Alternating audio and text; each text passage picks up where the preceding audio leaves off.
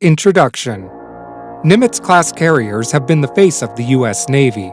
It has been one of the most important assets of the U.S. Armed Forces and has enabled power projection far off from the U.S. homeland.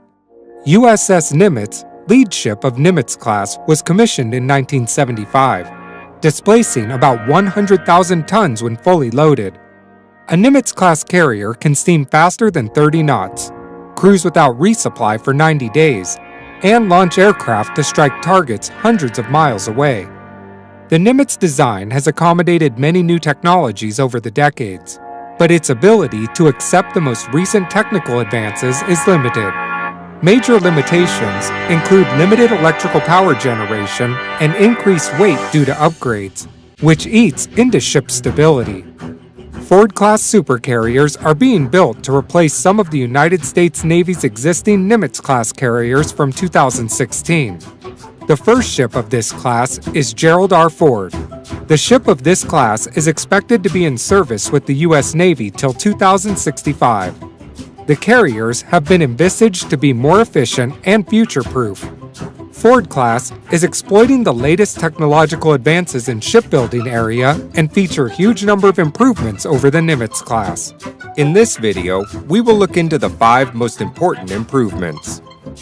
Number 5. Automation and air conditioning. Ford-class has been designed keeping in mind the cost of an individual sailor. The ship is more automated than any before it, which gives it increased capability with reduced crew. Automation has been implemented wherever possible, which has reduced crew size, which in turn lowers operating costs. Ford-class carriers total of only 2,600 sailors, about 700 fewer than a Nimitz-class. Considering the 50 years lifespan of the carrier, this will translate to billions of dollars in saving. The carrier has fully air-conditioned crew compartments, drastically improving the living condition of the crews and help in getting more out of each crew. Number 4. Electromagnetic aircraft launch system. Nimitz-class carriers got planes moving for takeoff using steam-actuated catapults. The system required a lot of steam piping, a large condensate return, and tons of fresh water. They also have a lot of maintenance issues. Plus, with steam actuation, the majority of the force is being transferred to the airplane at the beginning of the stroke, in a jolt. This puts stress on an airframe, and thus reduces lifespan of the multi-million-dollar planes. Ford-class uses Electromagnetic Aircraft Launch System, EMALS. The system uses linear induction motor with an electric current to generate a magnetic field.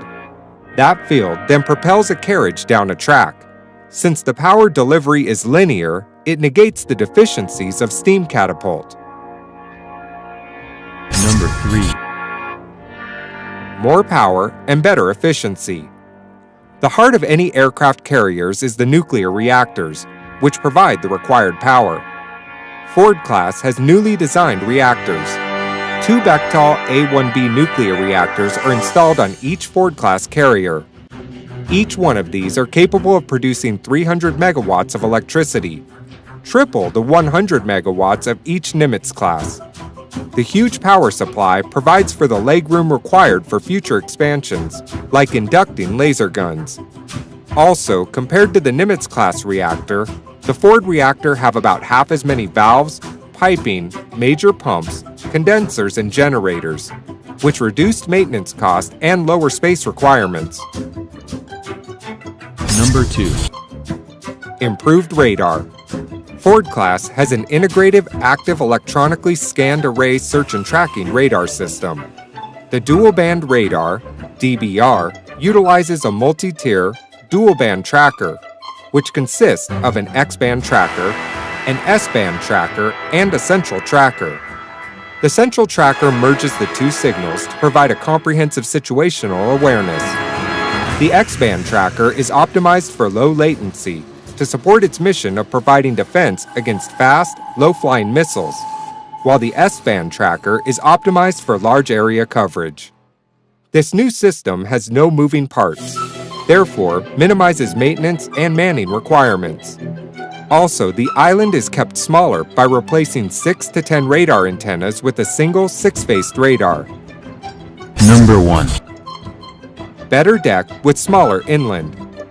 The Ford class has a newly designed deck. It has 3 aircraft elevators instead of 4 in Nimitz.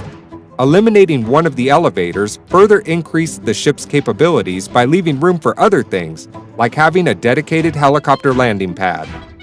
The island is also smaller and farther aft than the Nimitz class. This way, space for flight deck operations and aircraft maintenance is increased. The result is impressive. Ford class is capable of generating 30% more sorties, flight missions, per day than Nimitz class.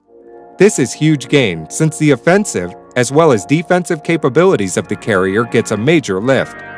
The increased open spaces also provide for great transformational potential, like the ability to install directed energy weapons and deployment of unmanned aircrafts in future. Thanks for watching. Subscribe for more videos like this. Hit the like button if you find the video interesting. Kindly provide your feedback in the comment section. This will help us improve.